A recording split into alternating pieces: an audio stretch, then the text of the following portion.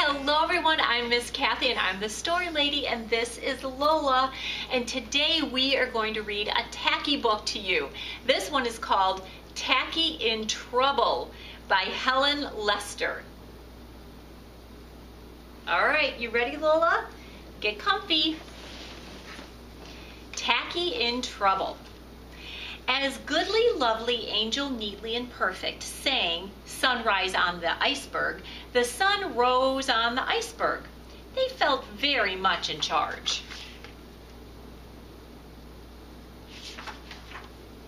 "What's happening?" blared Tacky the penguin, greeting each of his companions with a hearty slap on the back. After breakfast, the penguins went about their morning activities. Whether they were ice block building, napkin folding, feather combing, or ballroom dancing, Tacky was the odd bird. Then it was nap time for all, that is, but Tacky.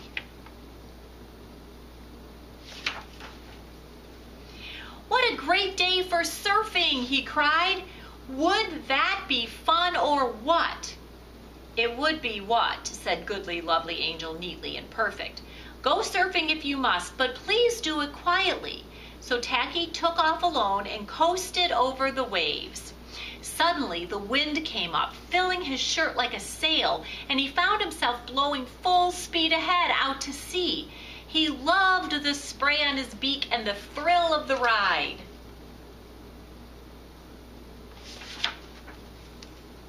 On he sailed, and on and on and on, through the sunny days and starlit nights. By the time he finally reached land, he was standing on tippy webs on an ice cube. With his little heart beating in excitement, Tacky waddled ashore, ready for an adventure. After being greeted by the strangest penguins he'd ever seen, he came upon a very large gray rock. How nice! He had lots of rocks at home. Funny, thought Tacky, this rock is warm. The rocks he knew were cold, and it's a little squishy. The rocks he knew were hard, and sort of hairy. Hairy? He couldn't remember any hairy rocks back on the iceberg.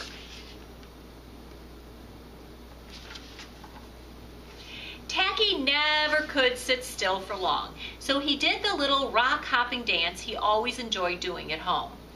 "I don't need shoes, I don't need socks, just my mellow yellow feet for hopping on rocks. Hey!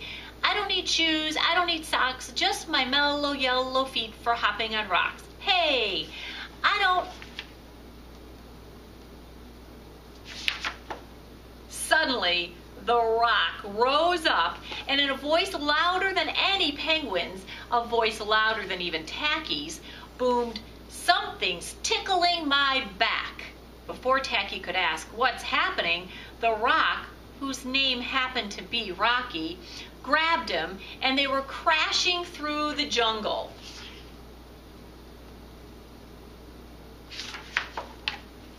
Tacky loved adventures, but was this fun or what? He wasn't sure. Finally, Rocky came to a very gray clearing, plunked Tacky down, and bellowed, "Flowers for my table!" While Tacky was puzzled, Rocky was overjoyed, for she had taken one look at Tacky's shirt and was convinced she had brought home the most beautiful bunch of flowers in the world. "Yes, indeedy, just what I needed to brighten up this dreary old place. Let's see, I'll need a wide vase. It's a gorgeous bunch of flowers, but pretty thick around the stem area."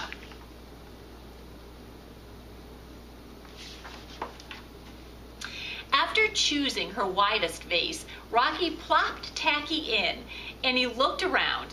The table was set for dinner with ketchup and lemon pie and grape punch and gravy and mustard and marmalade and peanut butter and lots of other good things. Rocky galumphed gleefully around the table, singing, "Flowers make all the difference, flowers make all the difference." "Hey, I'm not a bunch of flowers," said Tacky. "Say what?" said Rocky. "Of course you're a bunch of flowers. Don't be silly." She sniffed Tacky. "You smell lovely too." "Thank you," said Tacky, "but I'm not a bunch of flowers. I'm a penguin."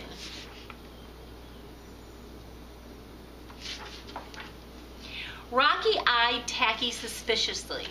What's a penguin? Some sort of weird plant?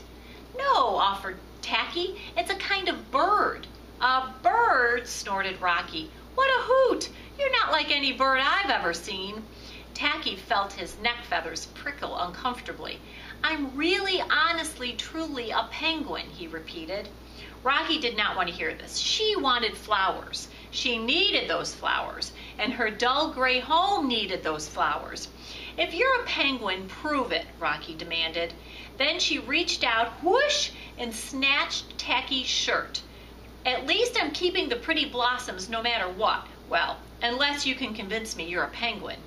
Tacky knew he was in trouble now. His shirt was his sail, and without his shirt, how would he get home? Would he ever see goodly, lovely, angel, neatly, and perfect again?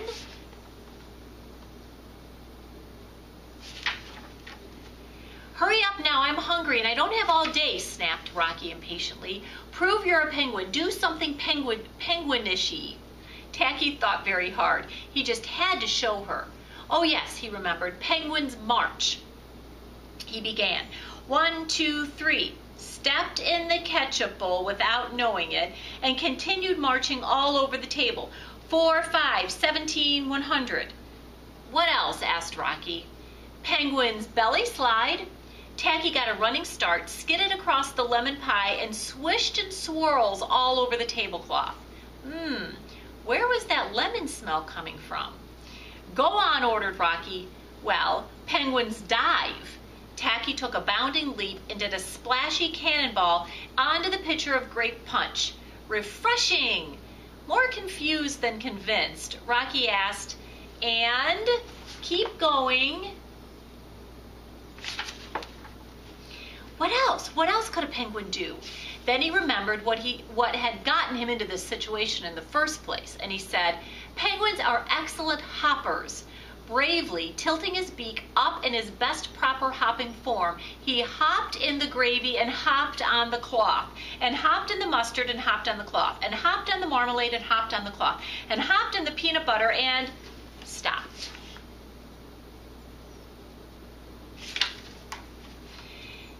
Then he waddled stickily over to Rocky. See, he shrugged hopefully, I'm a penguin. Rocky looked at her red, yellow, purple, brown, gold, orange, and tan tablecloth and bellowed, what have you done to my tablecloth? Tacky froze. He had been having fun doing penguin things, and he hadn't even realized that he'd made a mess. Uh-oh, he thought, I'm stuck here forever. I'll never get home to my iceberg.